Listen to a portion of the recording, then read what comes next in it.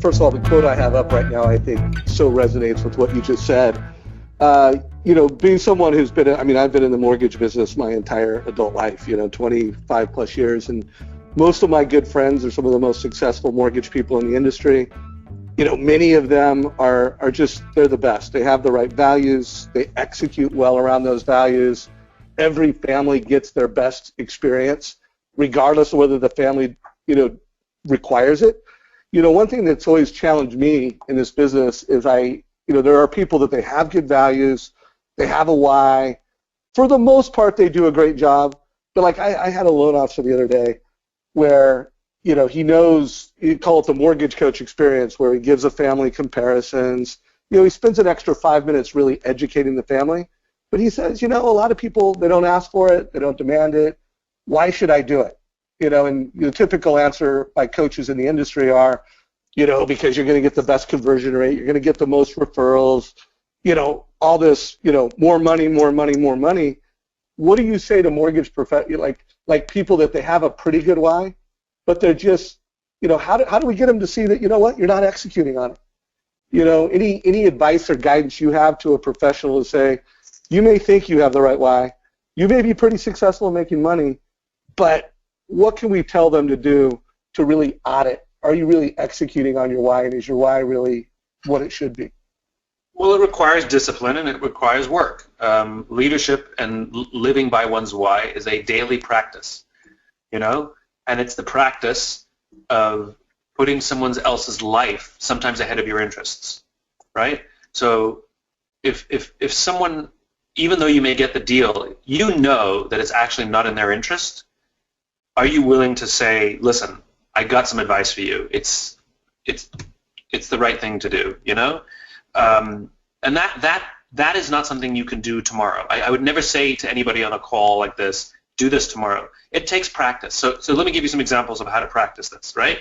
You're driving to work, and the guy, somebody wants to cut into the lane in front of you. Do you pull your car up or do you pull your car back? That's called leadership. That's putting somebody else, giving them the benefit of the doubt. Maybe they've got a big interview. Maybe they're running late. Maybe they're a tourist. Maybe they're in the wrong lane. Maybe they're just an ass. Who knows?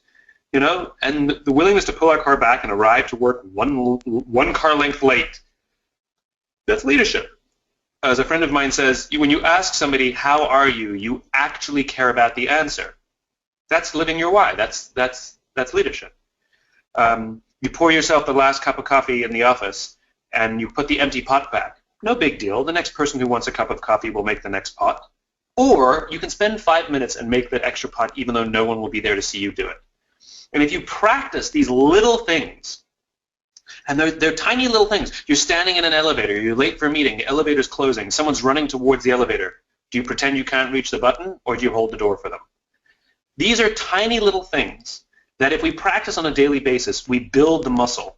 It's like exercise. You go to the gym, you come home, you look in the mirror, you see nothing. You go to the gym, you come home, you look in the mirror, you see nothing. And so you're like, why am I bothering with this? This stuff doesn't work. Plus you're in pain. There's an element of faith involved, that you stick with it because it's the right thing to do, kind of like parenting. You can't judge if you're a good parent on a daily basis. But if you stick with it, the pain goes away, the weight gets lighter, you start feeling better, you start looking healthier, and people say to you, you look great. The same thing is here. You just practice these little things, even though each one of them does nothing. But in combination, they start to paint a picture of the kind of person you are. What's more, the short-term pain that you had goes away, and the stuff gets easier. And you find yourself actually really good at taking care of your clients, taking care of your customers, taking care of your employees, taking care of people, because you've been practicing, like exercise. That's all it is. It's a practice. It's a daily practice. There's a Zen saying that I love, which is how you do anything is how you do everything. When I do business with somebody and we're negotiating a contract and they're squeezing me and squeezing me and squeezing me at the beginning, pointlessly, for no reason, I usually walk away from the deal, because this is what it's going to be like to work with them later on. I can tell you in the mortgage, my experience with my mortgage broker, he couldn't resist telling me how great he was all the time. Even the last day I had to talk to him, when he called me to congratulate me, He couldn't just make it about me. He couldn't just say, congratulations, Simon, you finally bought a home. It's really great. Welcome to home ownership in America. Like, that's what he could have said. But he had to say, you know, I got you a great rate, and I took a hit on my commission to get you that rate. He had to say that. And it destroyed all the goodwill. It literally ruined it. It literally ruined it.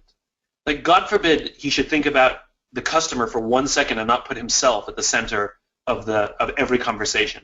And that's the point. That's what sacrifice means. It doesn't mean you have to take a hit on the price. It doesn't mean that you have to walk away from the deal. But maybe you don't have to be the center of attention in every single conversation. Maybe you can trust that the person on the other end of the transaction has a brain, has an instinct, has a gut, and they themselves like to do business with people who they like. There are going to be two kinds of customers, always. The ones who will do business with you for you, and the ones who will do business with you just because you got them the cheapest deal and it's just a transaction. You are going to get those transactional deals no matter what. But they're not the ones that build a business. The ones that build the business are the ones that come back and buy from you again. The ones that build a business are the ones that when somebody asks about you, they say you have to go with them no matter what, even if they don't get you the best rate. The ones that build your business are the ones that tell other people to work with you even when they're not asked. Those are the ones who build a stable business. The transactional ones, you get them sometimes, you don't get them sometimes. And sometimes people will even apologize to you. I'm really sorry. I really love you. You're really spectacular. I just cannot turn down this rate from somebody else. I hope you don't take it personally. And you go, no, don't worry about it. If you got a better rate, you should totally take it. And they'll still recommend you. That's the joke. That's the joke. And so we have to be cognizant of the fact that every single decision we make, everything we say is a piece of communication. And everything we say and everything we do, people are forming opinions about us that will impact and affect the way they interact with us and the way they recommend us to other people forever. There was much wisdom in those words. For everybody on this call, I mean, I've been getting texts, I've been getting comments. I mean, you've already knocked it out of the park. You know, let's get a little tactical on the mortgage experience, because while we have our why, you know, there's a how. And there is something that separates what I call average loan officers, kind of the application takers. And it sounds as though you may have worked with one of those. You know, I mean, at Mortgage Coach, you know, we've kind of built this foundation on the concept that families don't just want price. You know, here's your rates, here's your fees. You know, our values are all around they should always get a comparison. And by the way, Simon, there's lots of loan officers that they either don't use Mortgage Coach because, well, they're like, well, I quoted them this rate, they're doing business with me, I didn't need to give them the comparison. And then, you know, another one of our values is we've always believed that every time you get into debt, you should look at what's the cost that you're likely to have that debt. Yeah. Now, by the way, most families don't know that. I mean, in financial planning worlds, that's common sense that, hey, you know, it's not what your monthly payment is, it's not what it costs you to get the loan, it's what does it cost you over the 3 to 5 years that you're going to have the home? Yeah. And so we've always been, you know, kind of our tenets of success are always give families comparisons, always show them the cost over time, and then always make sure they know how to get out of debt faster. Because, and I don't know if your loan officer told you this, but if you just made a couple $100 extra in prepaying your mortgage every month, you know, it could be the difference between having a loan for 30 years and having a loan for 20 years. Yeah, he did not tell me that, but I figured it out myself, thank goodness. But he did not tell me that. And that's because, as you said itself, what you're recommending to your advice is to treat people like people, not to treat people like a target or a number.